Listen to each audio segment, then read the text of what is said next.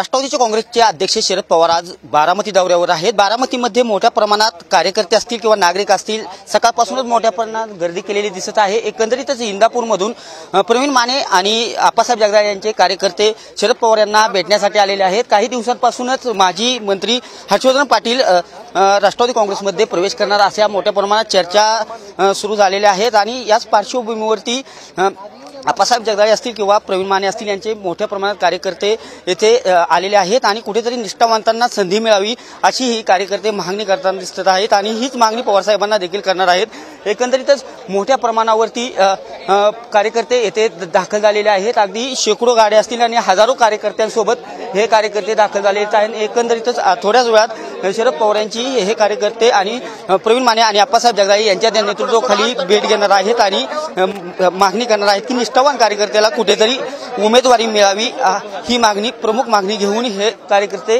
आता गोविंदबाग येथे दाखल झालेले आहेत आणि थोड्याच वेळात गोविंदबाग येथे शरद पवार यांची कार्यकर्ते थोड्याच वेळात भेट घेणार आहेत आणि काय चर्चा होणार हे देखील पाहणं तितकंच महत्त्वाचं ठरणार आहे। कॅमेरा पर्सन विकी चव्हाणसह मी दीपक कापरे, TV9 मराठी, बारामती।